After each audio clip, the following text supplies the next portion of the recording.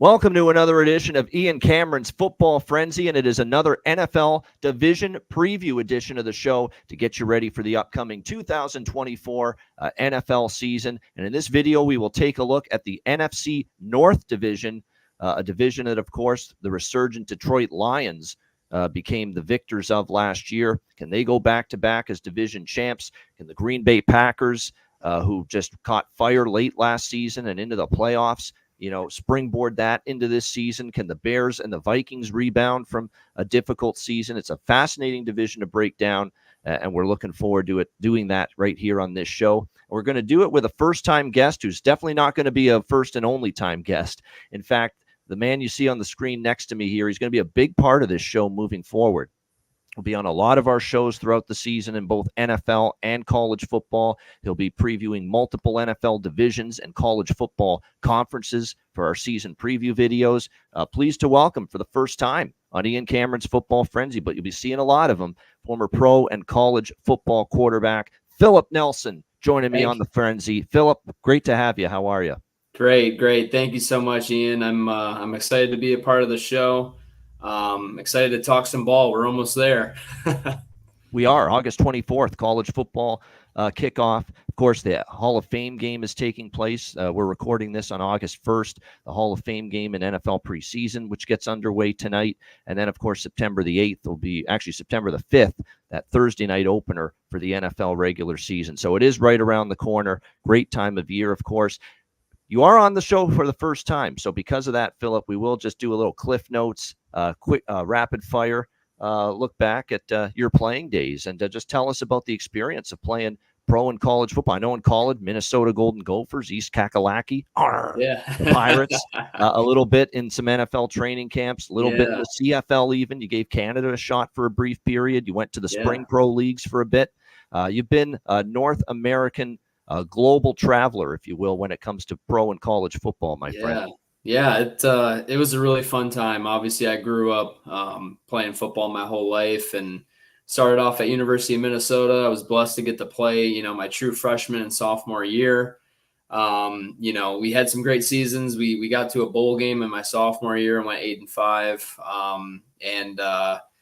There's a few games, in the Big Ten where I was rushing the ball a little bit more than I was throwing it. And I kind of wanted to get more into the throwing. And, when I looked at the transfer portal, or it wasn't considered the portal then, but when I was transferring, I saw, Shane Carden throwing for 5,000 plus yards at East Carolina. So I ended up there, got to play my senior year.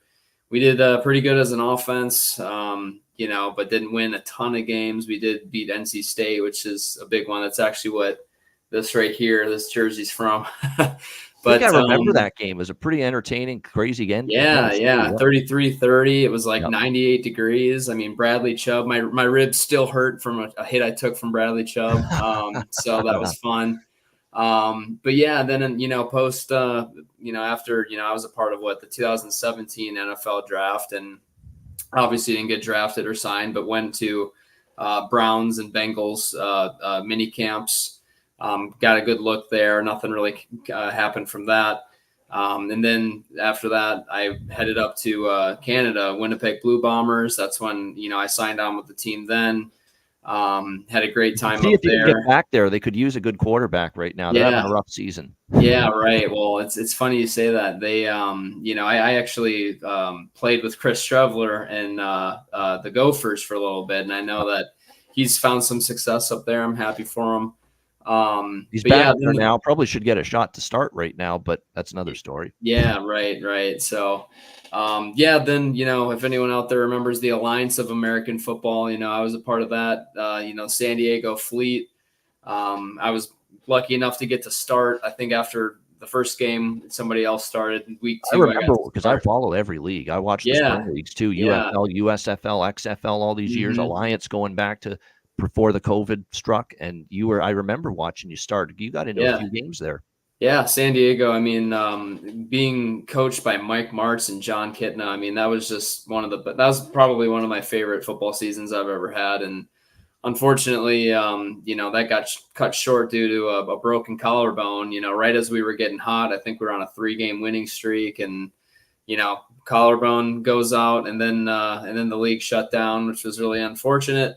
Then the XFL came about and joined the Dallas Renegades in 2020, and had a great time there. Got to start. Bob Stoops coached you there. Bob Stoops, yeah, that was a fun experience. We had some really good talent on that team.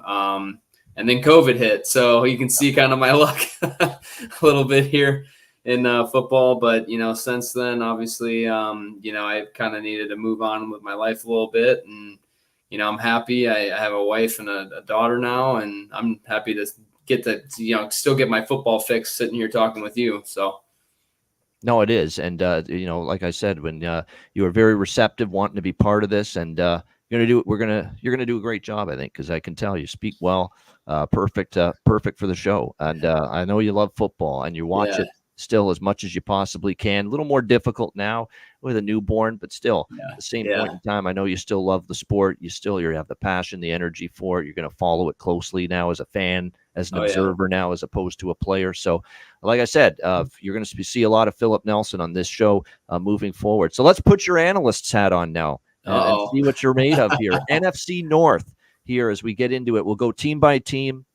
And as we always do with our preview videos, we'll go in alphabetical order, which means we will begin with the Chicago Bears, our first team here in this NFC North preview. Of course, Matt Eberflus. There was some question whether they'd bring Matt Eberflus back after the way last season went, but I think because there was some glimpses of better play down the stretch, they had a rough, first half and especially middle part of the season, but then we saw the defense in particular play a lot better late in the season for Chicago. They end up bringing Matt Eberflus back. Still not crazy about the in-game management and some of his coaching, but they're going to bring him back.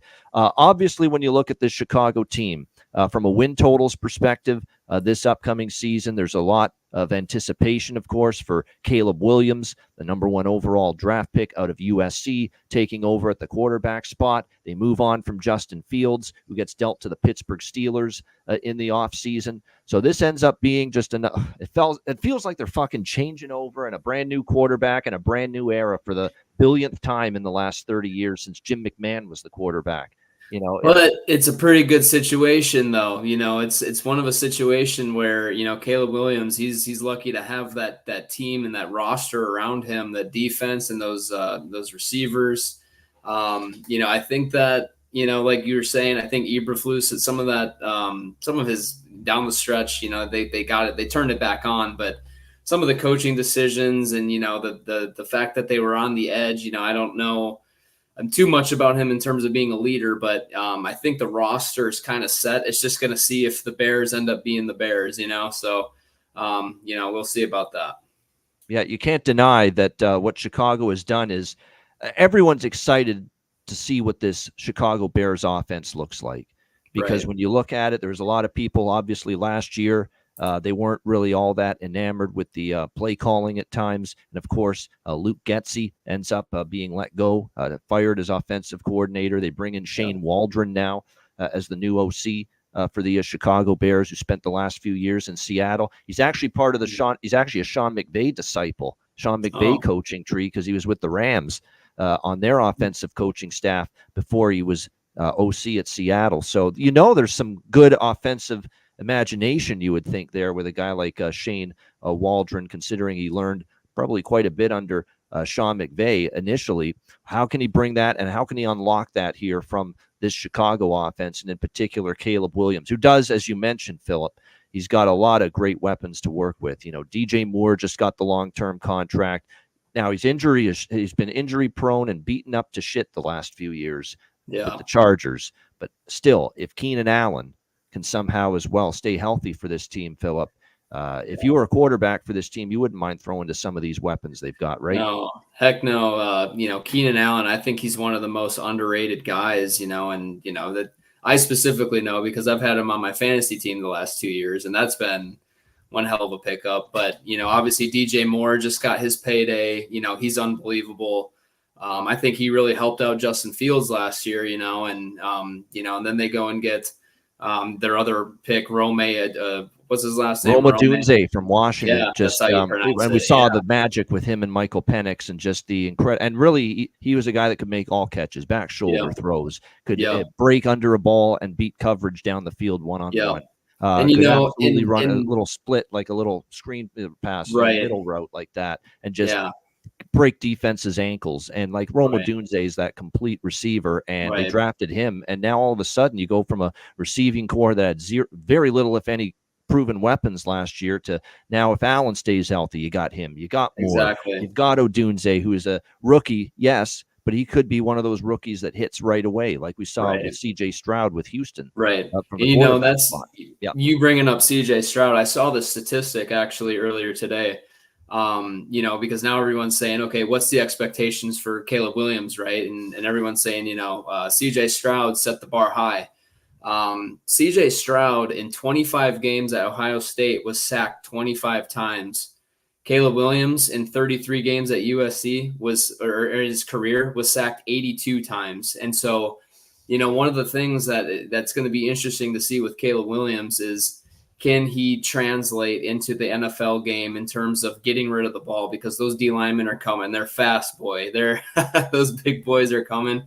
And then the other interesting thing too with, USC, I saw actually Dan Orlovsky talking about this. I mean, at USC, Caleb Williams play call, getting a play call, he was this.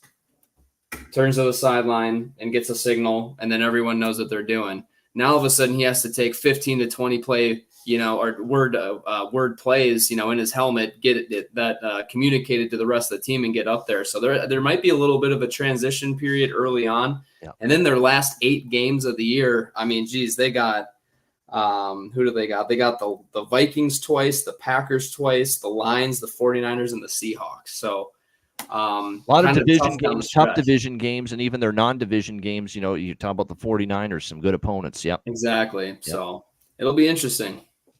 Yeah, you mentioned that schedule. You're right. It's not the easiest, especially the way it finishes out for the Bears. Of course, it was a 7-10 season for them last year. Now, their win total this year, and here's the thing. Obviously, there's a lot to like as far as offense goes. But again, your offense, Philip, and you got to have the line play. And here's the issue for the Bears the last few years. We're talking about bottom 5 offensive line in the NFL the last few years. I think that's pretty safe to assume that this has just been a below average run blocking unit, a below average pass protection unit. Did they do anything to bolster that this year? I'm glad you asked that. I mean, this tells you. I don't know. It tells you already how we're probably going to have some good chemistry doing these shows. It's basically a great segue, because I'm going to get in right now to the offensive line show discussion here when it comes to this team. Obviously, the weapons are there, no question. You look at running back. You've got DeAndre Swift and Khalil Herbert's a nice one too. At running back. DeAndre Swift, bringing him in, I think, was nice, to give them some depth, even though Khalil Herbert played well. Even Roschon Johnson, who's now running back 3 on the depth chart, he played pretty solid as well at times for Chicago. So the depth is there. But here's the issue. That O-line, there are some questions. Darnell Wright at right tackle, first-round pick last year. He wasn't great. I don't want to say he was terrible, but he wasn't great last year in his first year. So you got to hope he makes an improvement. The left tackle is still a very young player, Braxton Jones. Are you going to be able to get him to up his level of play? Plus, he's had some injuries already early in his career. Again, those are your 2 tackle spots. You're talking about a second year, a guy entering year 2 who wasn't that great last year at the right tackle spot, Darnell Wright. And you're talking about Braxton Jones. He missed some time last year due to injury. And then when he was in, he didn't exactly protect the blind side consistently. Let's put it that way for Justin Fields last year.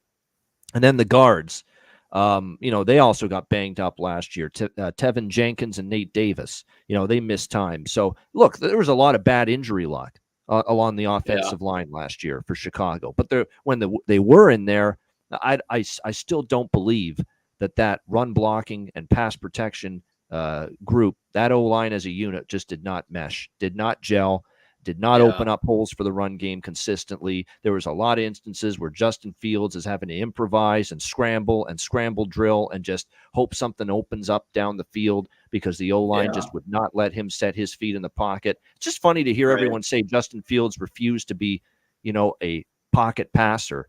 Well, the O-line didn't often give him a chance to be a pocket passer Right. last year with the way they Yeah. played. So that's a big question mark to me still, Philip, with this team is Yeah. that O-line, and there's going to have to be growth. There's going to have to be improvement if this offense is ultimately going to be reaching the ceiling that some people think they have. And hopefully Shane Waldron really helps out, that line with a little bit of, some good run calls, play action, quick game, screens, some variety is going to help that line. And so the good news is, I mean, hopefully that, the first part of the schedule kind of hopefully will let them kind of grow and figure out their identity. But yeah, it's still those last 8 games are going to be a tough stretch for them. Jenkins played okay, I think, when he was healthy. Nate Davis is a little more of a questionable as far as because I look at a lot of player grades. There's multiple websites now that do player-by-player analytics, and they do player grades. And I really look at player grades, and you get a good idea of who was really good, who wasn't. And you see that Jenkins last year actually played pretty solid, but the other guard, Nate Davis, struggled. And then there's just big whopping question marks about can they stay healthy and can they play better out of the 2 tackles, like I mentioned, Darnell Wright and Braxton Jones. So it's going to be interesting to see if they can improve. I know they also brought in a new center too, Ryan Bates from Buffalo. So we'll see how he fares for the Bears. But I know with Buffalo, he was maybe a league average player. I certainly wouldn't call him an above average player. So again, the O-line's got questions. The defense early in the season, it's crazy. This defense, Philip, how it went for Chicago last year. They couldn't stop a nosebleed last year on the first part of the year. I mean, they were giving up big points. They couldn't stop anyone.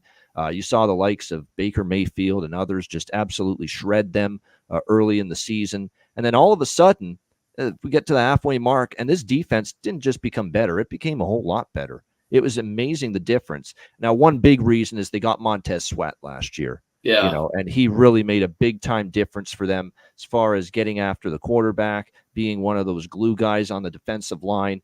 He was definitely outstanding for them last year. Made just immediately, you could see when they added him, all of a sudden opposing quarterbacks are not getting the free rein to find that time down the field. So he was a big addition for the Bears, no question about that. They are going to need more from DeMarcus Walker, who was kind of underwhelming last year at the other edge rush spot. So we'll see, but definitely getting Montez Sweat was certainly better. You look at, they used a 2nd-round pick last year on Gervon Dexter, to give them a little more on the interior of that D-line. Andrew Billings, pretty good on the interior as well. But no, that D-line, especially since they got Sweat, it became a lot better. So I grade them out as an above average defensive line right now for the Chicago Bears. It also improved because, look, they also had some issues in the secondary, especially health-wise early. They got Jalen Johnson back in their secondary, and once he got back, and he's a very good player, and he finally got back around week 7, week 8 last year, and the rest of the season he played great. It got to the point where it was very difficult to find an open receiver where you threw to his side of the field last year against this Chicago team. So his return was certainly big. You look at what else they've got on that secondary. Tyreek Stevenson is someone that flashed at times, but again, also had some times where he was beaten. So a little bit of a up and down, but that's going to happen, obviously, with a rookie season. I think he's got the potential, still ceiling to improve, no doubt. Kyler Gordon, Terrell Smith round this secondary out for a little more depth. The safety spot, it'll be interesting to see how it goes. Of course, Eddie Jackson's no longer there. Kevin Byard was brought in, but again, he's a little bit older now. How much does he have left in the tank is the big question. And look, the linebacking core, they really made a big deal in the offseason to improve this group. I thought over the middle of the field, you could have shredded this Bears defense last year. And at linebacker, you get Tremaine Edmonds, you get TJ Edwards, both in here. So an improved linebacking core. I think the defense actually has some potential to pick up where they left off at the end of last year. Did Tremaine Edmonds sign with them first last year? Was that a new acquirement last year? For Edmonds? Remember, Edmonds was with the Bills. Right. At one point. Is he new there this year? No, it's actually his second year. Okay, second year with the Bears. I played against him when he was at Virginia Tech, and that guy's a freak. So they got him prior to last year, and he was he made a difference.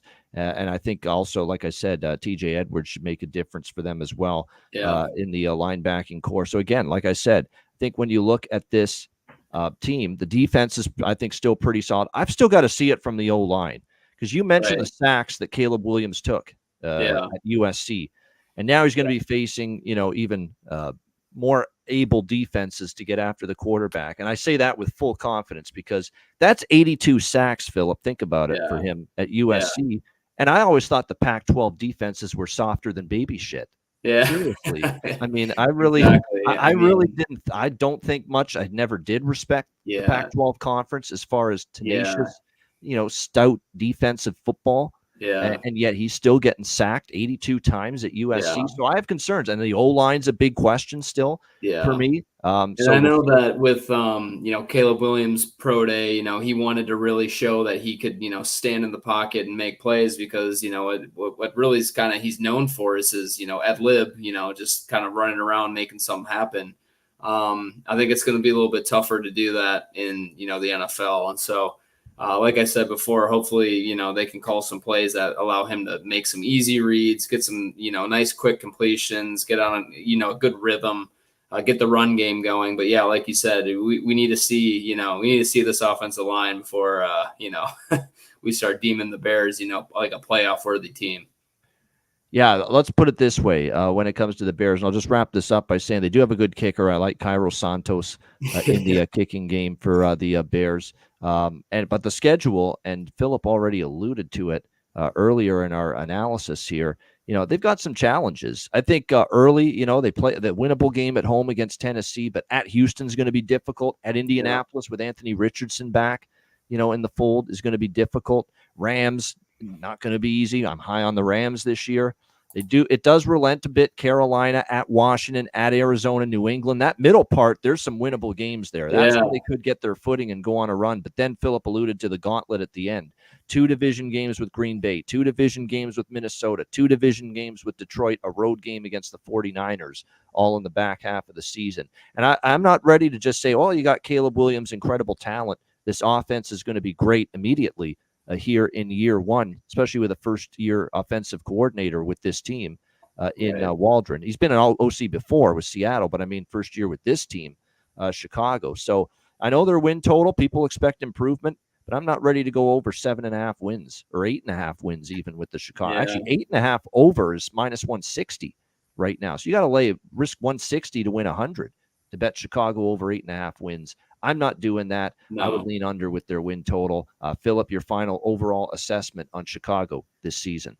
Yeah, I'm spot on with you. I think 8.5. You said 8.5. I think they're going under. I think that last half of the season is going to be really tough. Like we said before, that offensive line is going to be huge. I think the defense will have to keep them in a lot of these games. I think they will be playing meaningful football, though, towards the end. I really do think that they're going to, make some sort of progress. I just don't think that they're going to win more than 8.5. And I think that they're going to, have some, be in games, not getting blown out necessarily, but I just don't deem them a playoff team. No, I think they are going to be they're going to be 8 wins. I think they could get to 8. I just don't know if they're going to get over 8. Right. I'd max them out at 8. That's where I would be. Yeah. And especially if you have to lay minus 160, on over 8.5. And, I'm not really interested in doing that. Again, I think Chicago, and plus let's keep in mind the reports were in the OTAs, and we're going to have to see here in training camp with the Bears, but Caleb Williams still has a lot of improvement to do, and he did struggle earlier on in the spring. So, keep that in mind. Note about the Chicago Bears.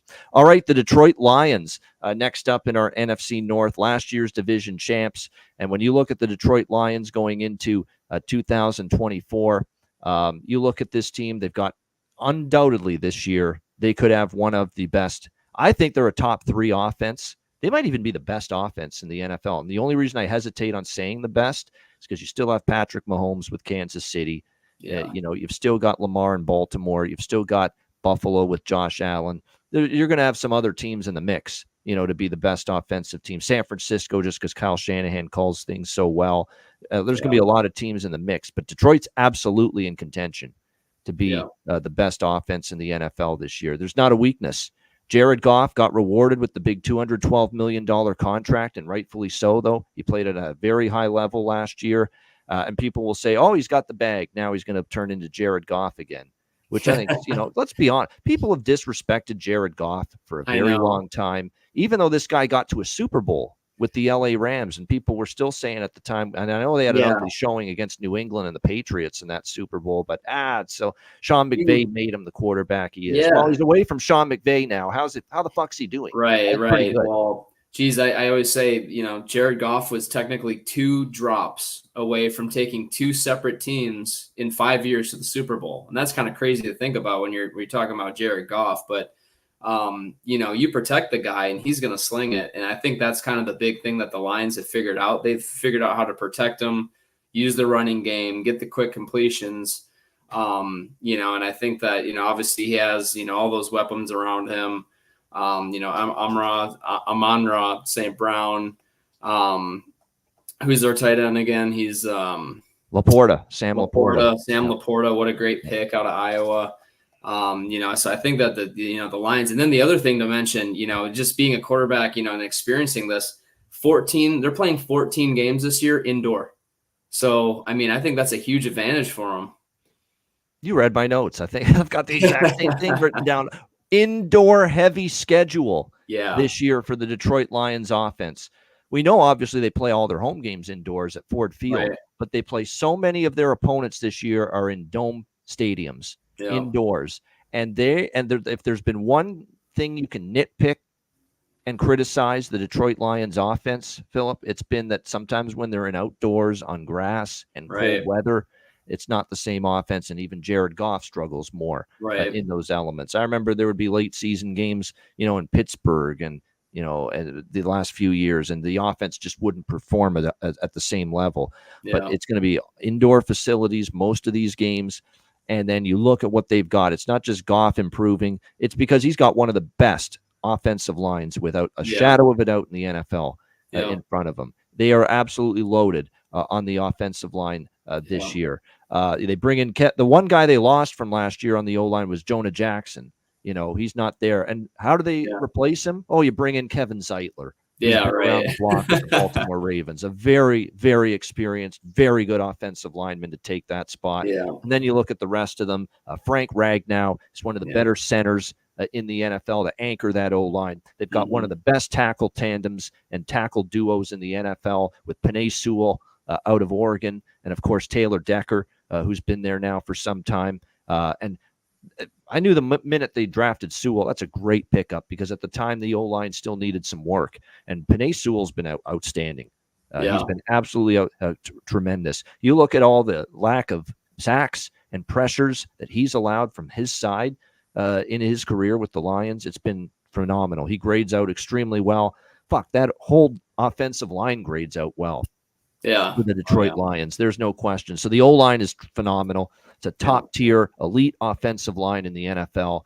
And then, of course, you bring in, or you bring back, I should say, Amon-Ra St. Brown, who got another big contract. And he deserved it, though. He was a monster last year. Receptions, yards after the catch, making people miss. And then, of course, you look at it, the rest of the receiving core. Jamison Williams, I think, has got still a ton of room for growth, the former Alabama product. Khalif Raymond stepped up and showed you what he's capable of. Donovan Peoples-Jones, as a fourth receiver who's had production elsewhere, namely with Cleveland in the past. And as Philip already mentioned, Sam Laporta has already become, in my opinion, at the very least a top 10. He might even sniff around a top 5 tight end this year in the NFL. So they're loaded. And then, of course, the great running back duo. Yeah, the running back. Thunder and lightning, right? David Montgomery and Jahmyr Gibbs. Jeez. Yeah. The fact that Montgomery's listed as the 2 on the depth chart, I know Gibbs is electrifying, but geez, that's a great 1-2 punch between those two. And obviously, watching a lot of the NFC North, man, when those two get rolling, it's tough to stop that offense. So last year on defense, as we transition to that side of the football, they stopped the run very well. They were pretty good at getting pressure on opposing quarterbacks. And, of course, the local kid out of Michigan, Aiden Hutchinson, was a big reason for that. Yeah. But the secondary was the one weakness. There were times when you could throw the football and have success against this Lions defense. San Fran proved that in the NFC Championship game. There were even times, even though they beat Matt Stafford and the LA Rams, Matt Stafford made some big plays down the field. So the secondary was the one issue that they had to address a little bit, shore up. That would be the one area, probably the entire team. Yeah, Detroit, there exactly. was a little bit of a weakness, the secondary. Carlton Davis coming in through the trade, I think that was huge. I love their first round pick too, Terrion Arnold. Outstanding. And they traded up to get him. They saw this guy's available. He's a talent in that position of need for our football team. We're getting him. That's just great GM work by Brad Holmes. I can't say enough how good this man has done as the general manager there. Yeah, absolutely. Who else? Emmanuel Mosley. I think he's a guy that's coming around. And then, Amik Robertson was with them last year, right? And I think he, another guy who, there's just another, person to put in that, entire secondary to bolster it up a little bit. But yeah, like you said, I mean, if they can figure out the secondary, I mean, there's not a blaring weakness here. So we'll just have to see how they perform, but they're looking good. I think, the Lions are kind of my pick to come out of the NFC, to be honest.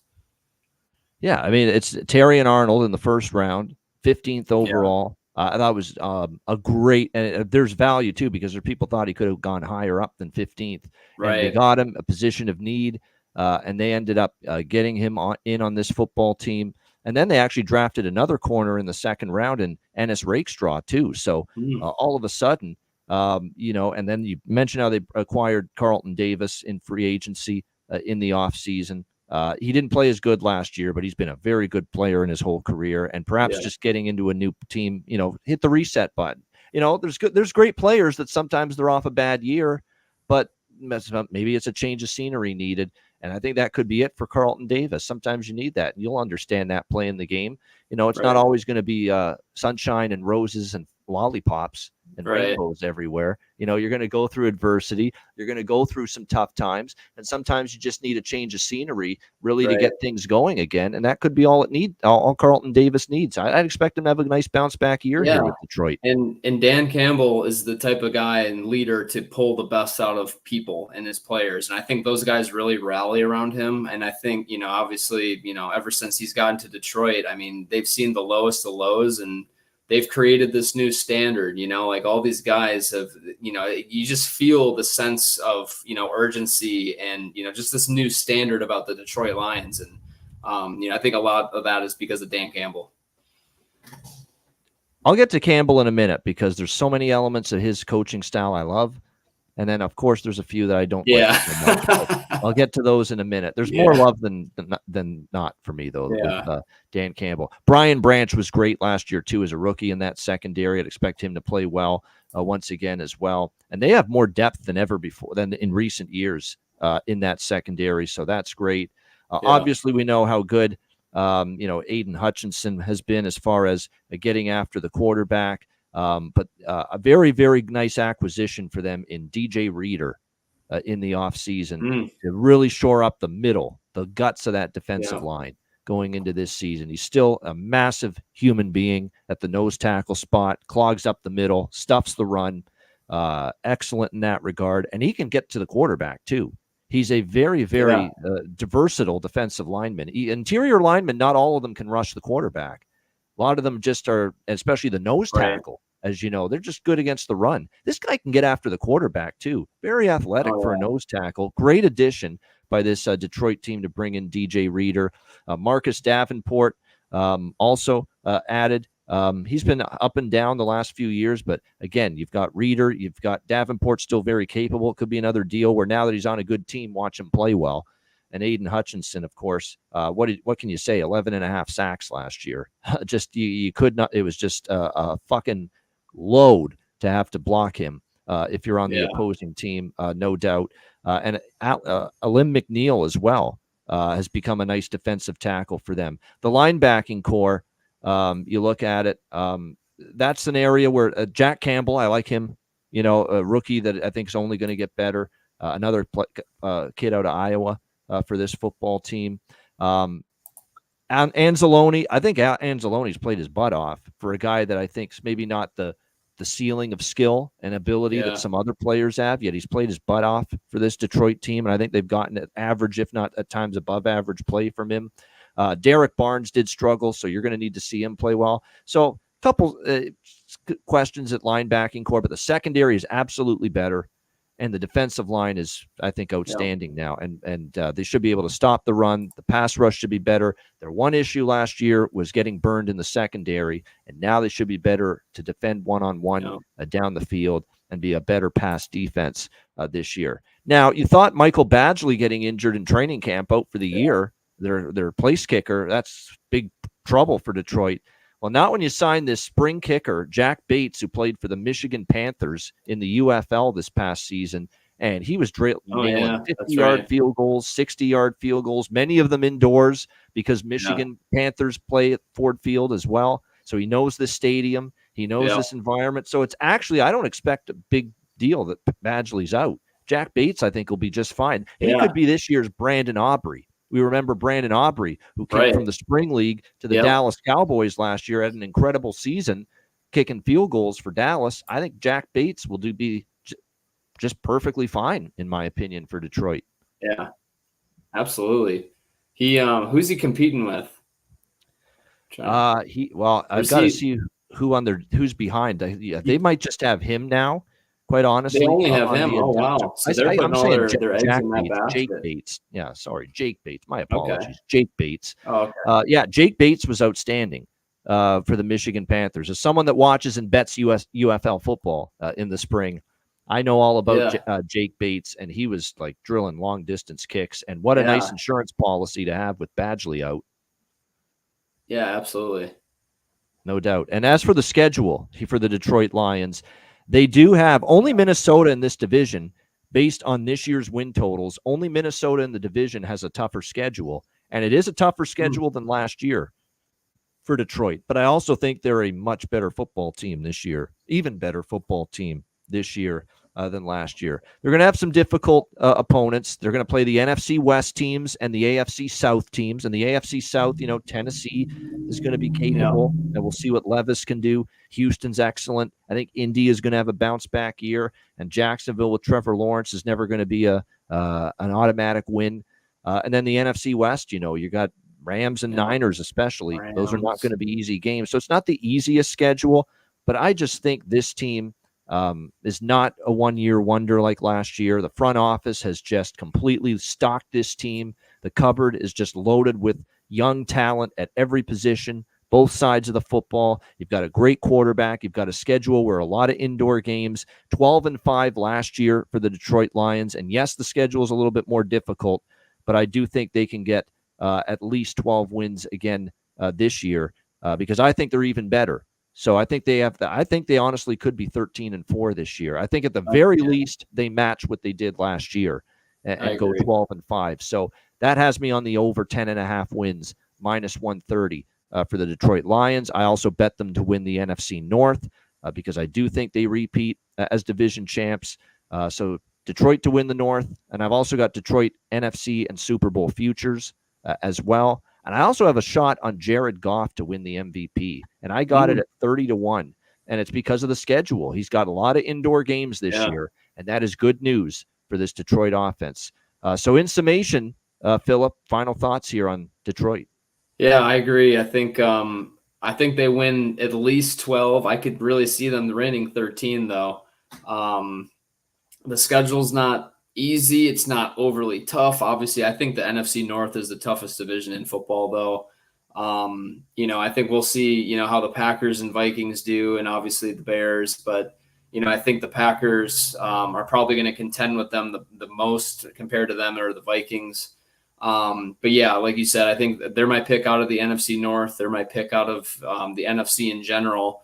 And wow, I really like that bet, Jared Goff for MVP. I think that's a kind of a sneaky good bet because, like we were just talking about, all those indoor games and this offensive line and the weapons. I mean, I might have to write that one down.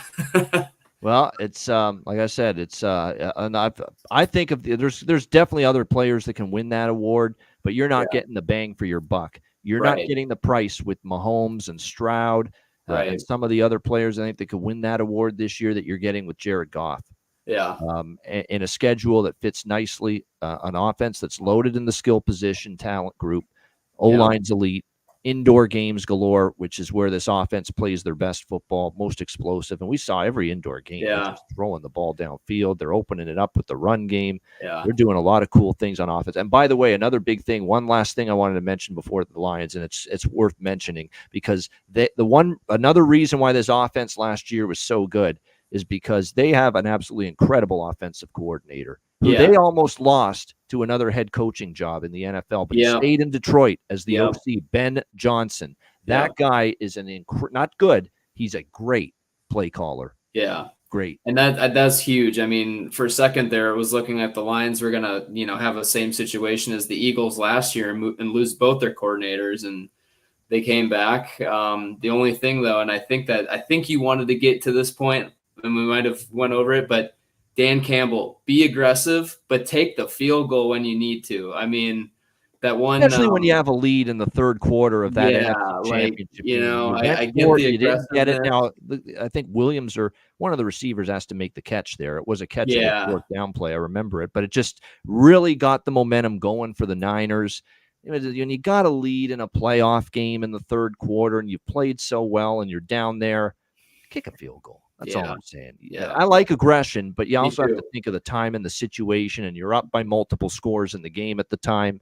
I just thought the time was right to kick a field goal there. Yeah, agreed.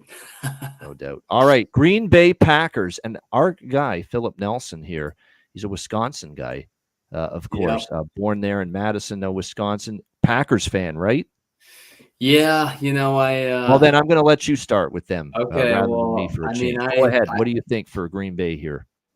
Before we get going here, I grew up a Packers fan. Obviously, once you get to the NFL or professional, it's like anybody sign me, or whatever. But I have slightly, I'm more of a fan of like the players now, but I definitely do still cheer for my Packers. So there's that. I think the big thing is going to be can Jordan Love repeat towards the end of last year? Because I'll tell you what, the beginning of last year, I mean, there was definitely some struggles with, it just looked like chemistry between him and the receivers. And I know that they have a really young core, which is awesome. But now going into year 2, Romeo Doubs, hopefully Christian Watson can stay healthier, longer. Jaden Reed came around. Bo Melton, you got all these guys. I think a big question, kind of like the Bears, is going to be the offensive line. Can they protect Love? And can Matt LaFleur dial up some plays that allows them to get going?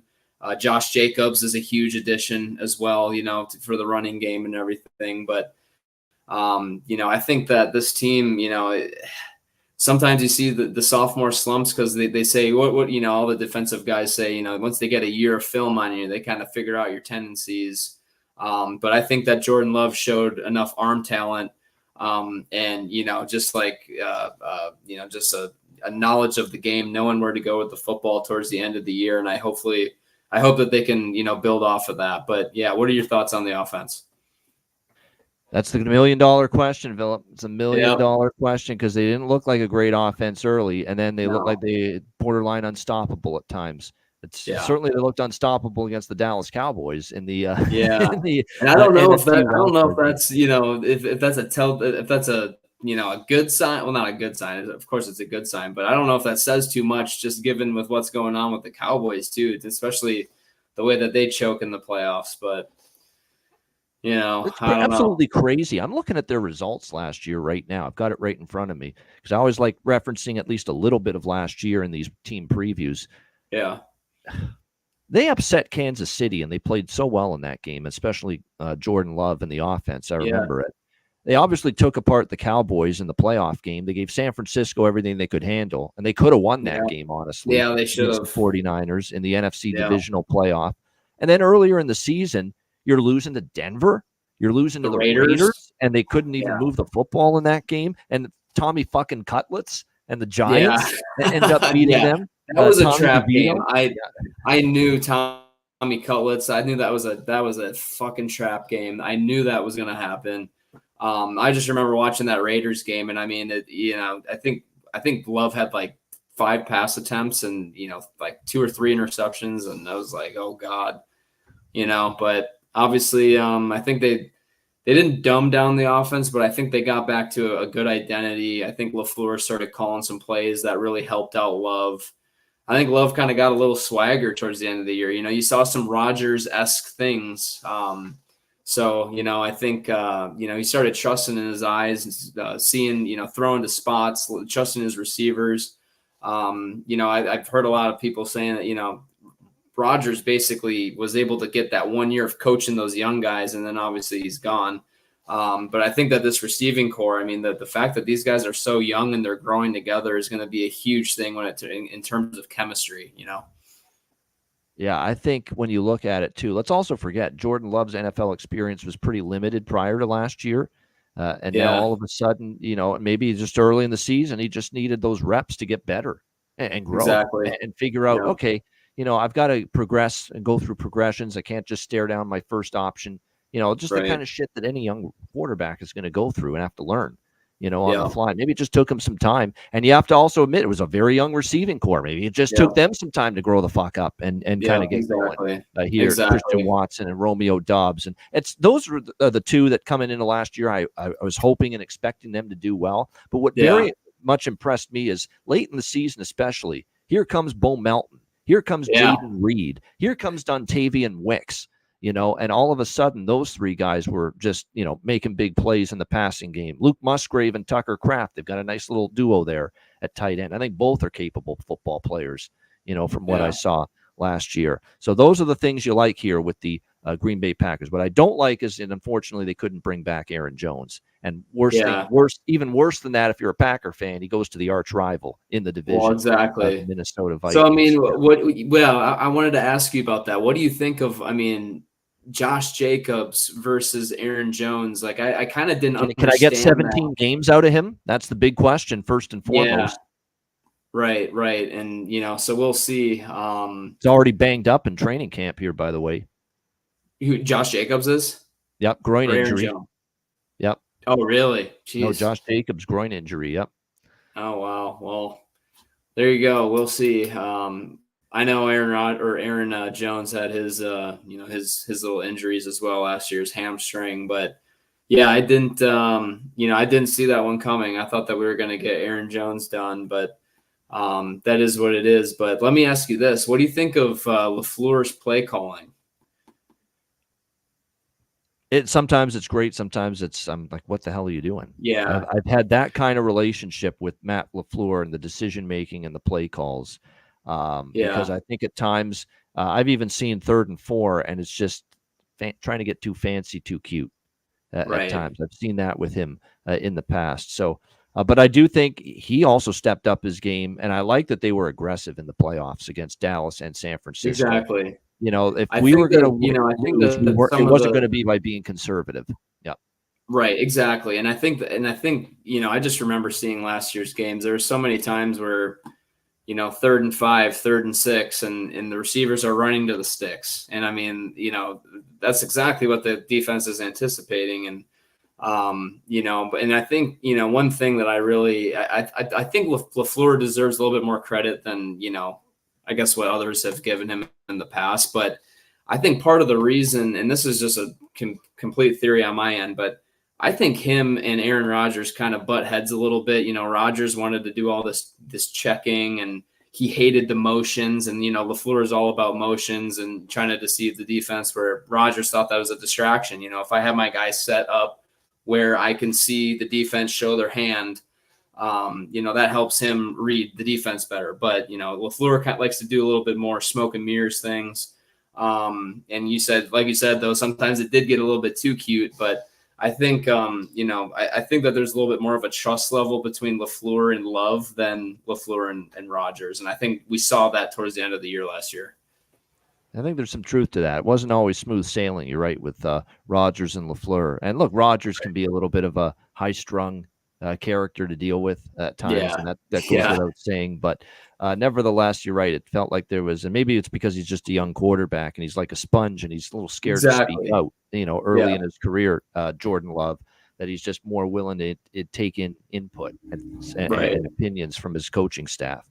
maybe more than a veteran Super Bowl winning quarterback like Aaron Rodgers was in his later years with the Green Bay Packers. But how good is Jordan Morgan? Because they drafted him, and now we pivot to the O-line here. Because look, David Bakhtiari's gone, but if this guy never played? I know. I'm glad that he is, and I loved that, everything about him when he was with us, but geez, he just kind of robbed us towards the end there. He got the payday and didn't really do much. But his decrepit body robbed what you mean. Jordan Morgan, that's an interesting one.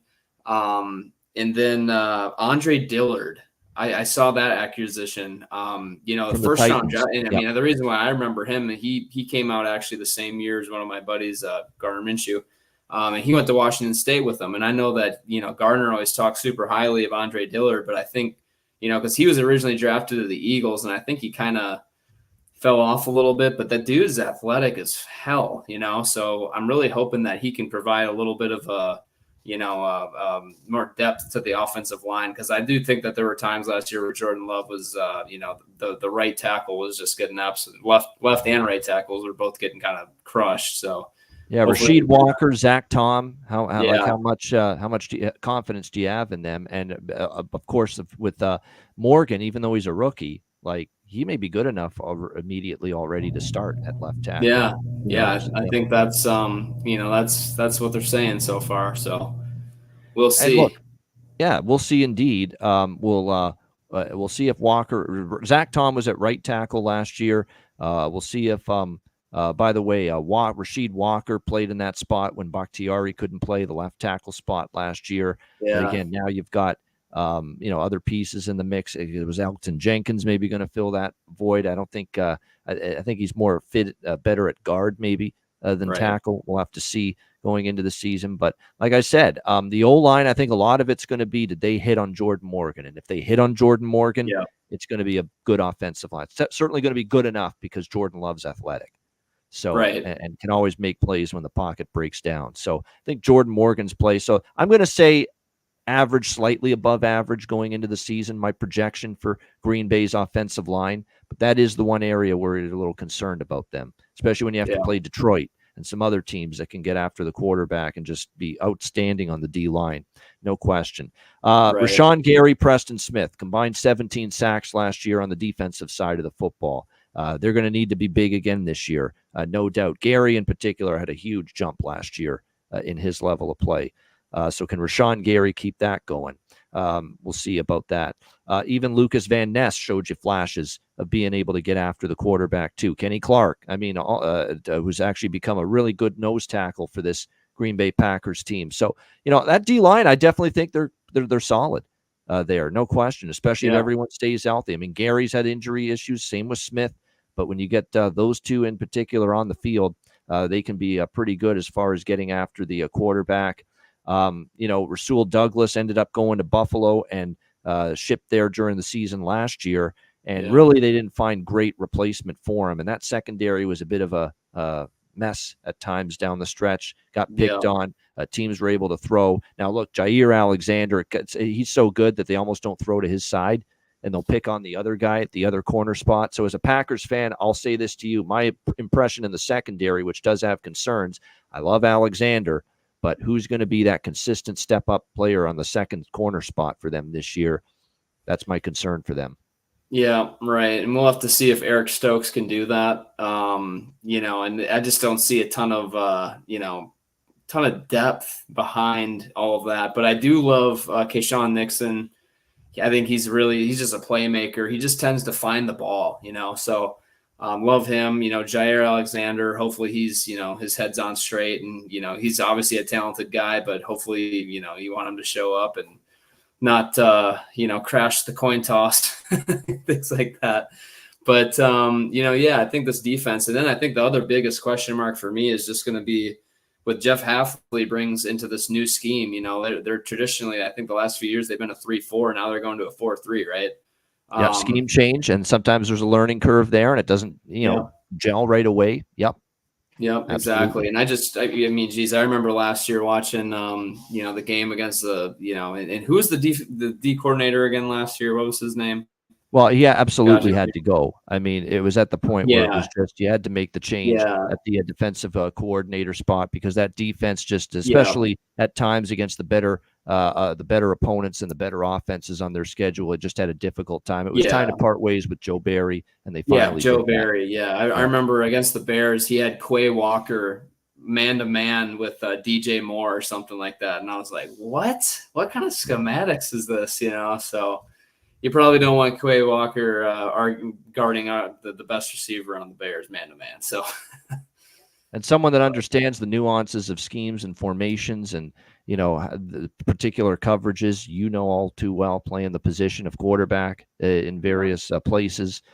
You're equipped to critique and criticize and comment on shit like that. I hope you know that. Yeah, well, I mean, and that's what a coach's job is to do, is to put their players in situations to be successful. And I feel like there's too many times where, it's not, Quay Walker's fault, but why is he getting matched up man to man on a receiver, And so I think I just really hope that Hafley comes in and puts these guys in a good position to be successful.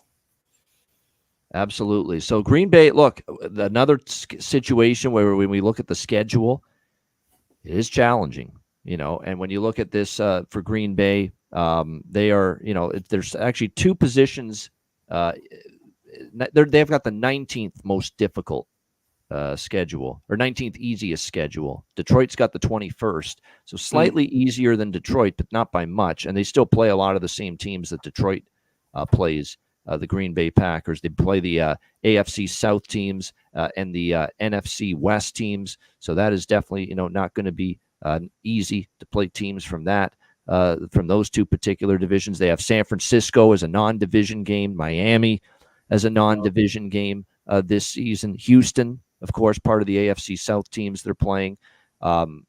Philadelphia, there's another, non-division. They get I think one NFC East team, and it happens to be the Philadelphia Eagles, that first game of the season in Brazil. Yeah. So, like I say, there's some difficulty. They got kind of a tough hand as far as their non-divisional games, and the games outside of the teams that they play. They play the entire AFC South and NFC West, but then you end up getting the NFC East team. You end up getting is Philadelphia, right? So that's not exactly great. When you look at the AFC East team that you end up getting, you only get one, but you get Miami, one of the better teams in that division. So, like I say, I'm staying off the win total. I'll just say it flat out. I'm not on the over. I'm not on the under. I would lean with the under at the current number where it is, because I do have question marks more so about the secondary. I do have a few question marks about the offensive line coming into this season for Green Bay.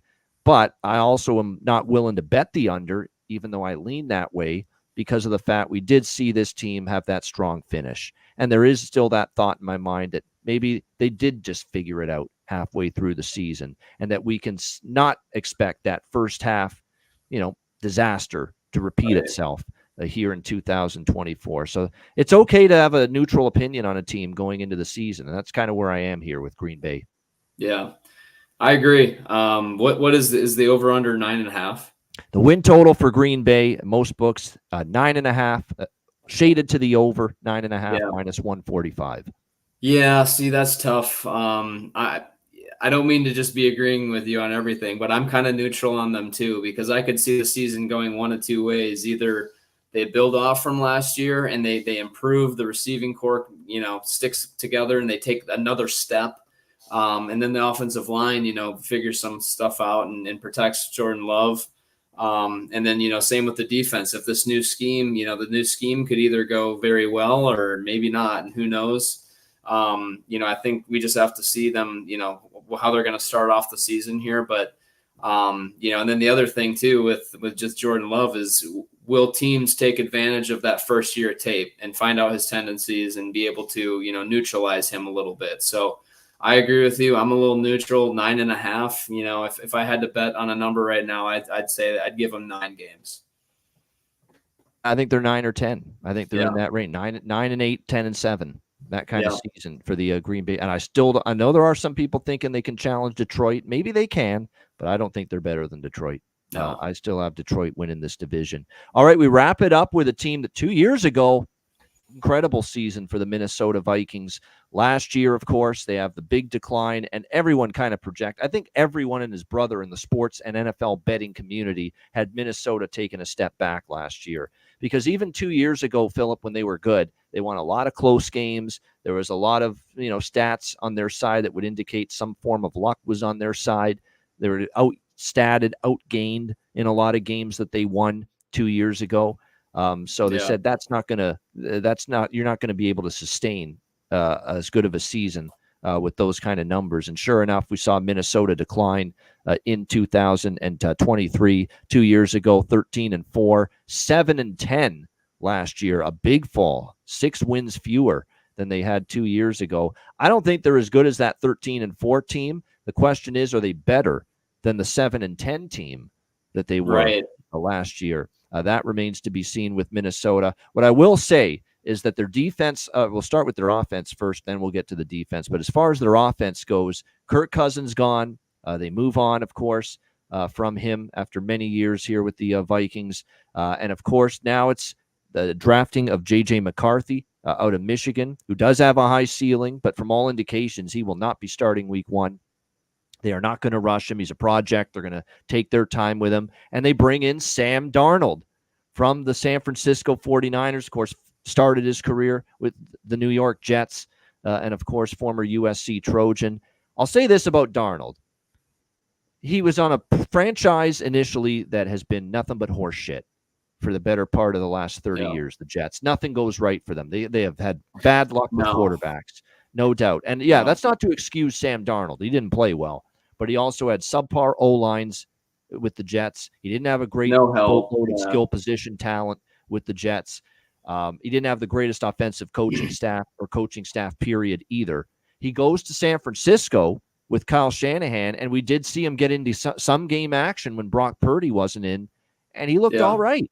He actually did with San Francisco at times last year. And he's now you're now pairing him here in Minnesota with, I think, a pretty good offensive mind as your head coach, and Kevin O'Connell, I think, who's been solid as far as knowing offensive football and working with quarterbacks. He's already shown that ability to do that in his time with, obviously, Kirk Cousins. So I think when you look at it, it's a nice fit here.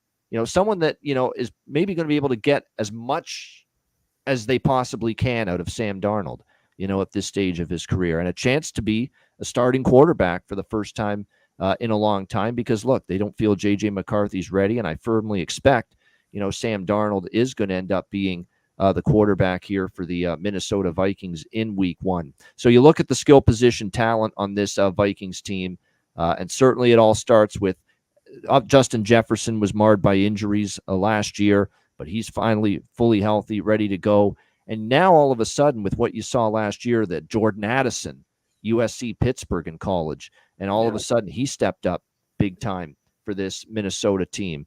You've got him now after a breakout season to go with a healthy Justin Jefferson. Jalen Naylor's got potential. Brandon Powell, Trent Sherfield you bring in from Buffalo. You've got TJ Hawkinson as your starting tight end. So suddenly got some weapons to work with here for Sam Darnold in this offense. Aaron Jones defects, the traitor that I'm sure most Packer fans think he is, going from the Green Bay Packers to the Minnesota Vikings. The question we didn't pay him. Yeah, no doubt. But, Addison, Jefferson, Hawkinson at tight end, Jones now at running back to go with Ty Chandler, who I think showed flashes last year as a backup running back option for Minnesota. The offensive line, when the two tackles are healthy, and the problem is the two tackles weren't always healthy last year, especially Christian Darrisaw. Yeah. Christian Darrisaw is an amazing tackle, but a lot of injuries. Couldn't stay on the field for 17 games, but he is really good. When Darrisaw is on the field, that O-line was really good. When he was out, wasn't the same group. So his health is imperative for the Minnesota offensive line. But I think when he's healthy and on the field, that is an above average offensive line. Absolutely. The interior, they've got Ed Ingram at guard, Dalton Reisner, the other guard, who's said incremental improvement in his career.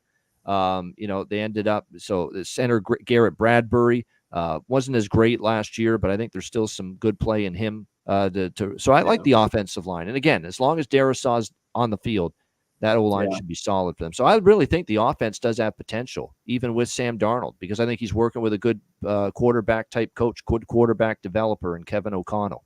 I agree. And I think that, Sam Darnold, going back to what you were saying about the Jets, I mean, tough situation when you're a rookie getting put in that situation. I think that he obviously learned from that. We saw what happened with Carolina. I mean, obviously Carolina wasn't a great organization either. But I think Sam Darnold, he can make all the throws. He has clearly all the arm talent in the world. I just think sometimes it's his decision making that kind of put him, in some tough situations, especially early on in his career. But I think as he's matured and he got around Kevin O'Connell, I'm really interested to see how this plays out. I know, I'm hearing a lot of people calling for JJ McCarthy to start, at some point in the season, but I just don't see it. I don't think it's going to happen. I think Sam Darnold's going to kind of surprise some people this year. Yeah, I think the offense, I've got the arrow pointing up, believe it or not, on the offense. I've never been a huge Kirk Cousins guy, and we'll get to that when we talk NFC South and Atlanta. I've never been a big Kirk Cousins guy. I'm just going to say it when it comes to him when we get to that division. So, I don't think it's this massive downgrade. It has to be somewhat of a downgrade because Kirk Cousins is an established starter. And he's played, he's had a lot of above average play. He's also had the unable to win the big game, kind of play as well. But like I said, I think for Sam, even though everyone is clouded by the Sam Darnold of the Jets, miserable coaching staff, I know it was a lot on him too. He didn't play well, but he was not set up for success. I think he's going to be set up for a little more success here. Defense is going to be the big key for any kind of good season or any kind of improved season here. Brian Flores is the new defensive coordinator last year. You did see improvement. They went all the way from near last in yards allowed to middle of the pack last year. So good improvement as far as yards allowed per game. It's going to be interesting to see. They lose Danielle Hunter in free agency, but they did replace them. And then there's another defensive lineman they lost as well, but they replaced both of those guys with Jonathan Greenard and one of my favorites and Chris Berman, as he calls him, from Miami, Rip Van Ginkel, Andrew Van Ginkel from the Miami Dolphins. Greenard was outstanding with the Texans, 12.5 sacks last year. And I thought it was probably the best season of Andrew Van Ginkel, alias Rip Van Ginkel's career last year with the Miami Dolphins. I thought he played great down in Miami last year. So those are two nice additions, no question. They end up drafting Dallas Turner in the draft. Boy, that was a huge pick. Yeah. He has had some issues staying healthy in the past, but the talent is there for him. There's no question. So Greenard, Van Ginkel, Turner, they bring them in. They also shore up Blake Cashman, brought in as well because Jordan Hicks is gone in the linebacking spot for this team. The defensive line, Jerry Tillery is there, but he's been up and down. We'll see if the other starters, Phillips and Bullard, can play better. But the D line is concerning, and this is a Vikings team that got gashed 27th against the run last year, one of the worst teams in the NFL stopping the run. So that's not very good. The secondary, they also needed to improve that group. They had some issue. They got torched at times last year in the passing game, but they bring in Shaq Griffin, although he's a guy that's looked great and other times not looked so consistent. So how will he fare? Can he have a bounce back? That's kind of a gamble signing because Shaq Griffin, it's not exactly a great season he's coming off last year. Right. So what will they get from him is the big question.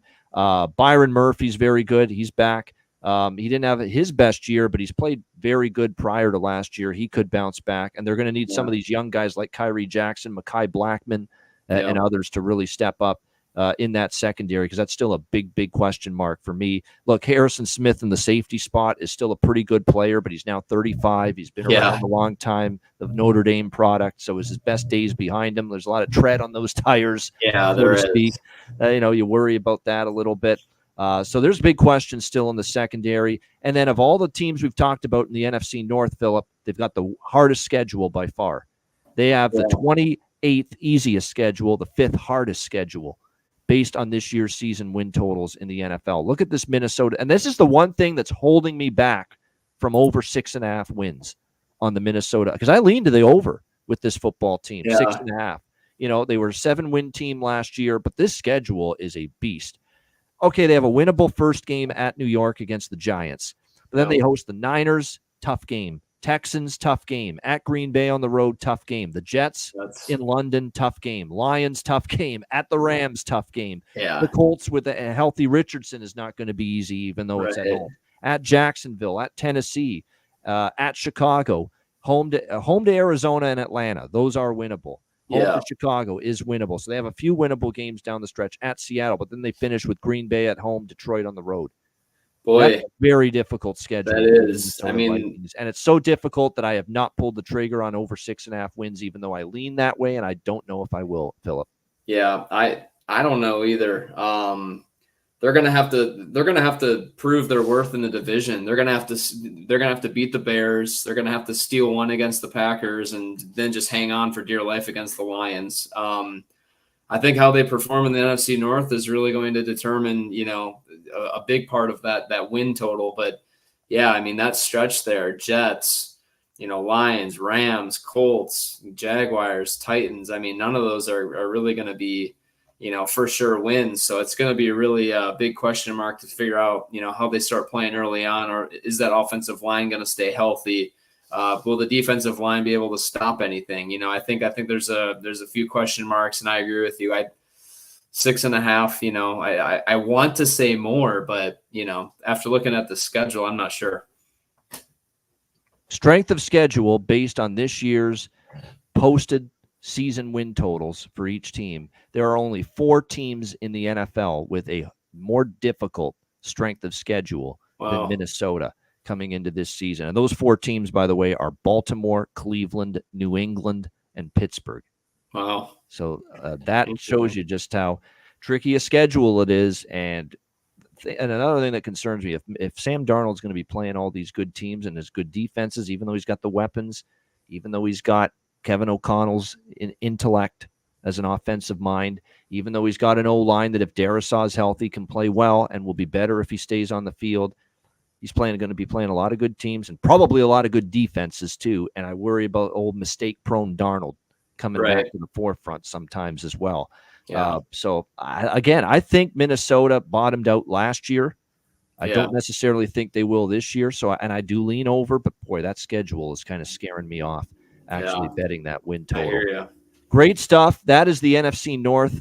Philip Nelson, our guest, you will be seeing a lot of him. He's going to be on this show quite a bit throughout the season when we get into our weekly NFL and college football shows, previewing the card and the slate of games every week from a betting perspective. He will be on with us. I got to say, you're getting a passing grade from me for your first appearance. Well done. Thank God. I was nervous.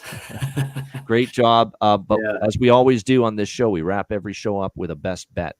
So whether it's a win total, whether it's a futures bet, to win the division, whatever the case may be, maybe a player future, a season-long player prop, whatever, it can be anything. The best bet for this NFC North Division preview video. Philip, your first ever best bet. If you had to pick one from this division, what would it be? Man, I'm going to copy you. I'm going to say Jarrett, best bet. So that means just the overall. The one you like the most. It's a combination that, for me, it's always the one I think has the best chance of cashing is what I usually go with. Cashing. Okay. I think that the Jared Goff MVP is the best. Yeah, no, I was going to say, but I always go like if that hits, I mean, hopefully that would be a huge payday there. But you know what? I'm going to take what's the Lions over under? Is it 11.5 or 10.5? Detroit over 10.5 minus 130. Yep. Over all day. There you go, Philip Nelson and I agree with that. Detroit Lions over 10.5 wins for his NFC North best bet for this upcoming season.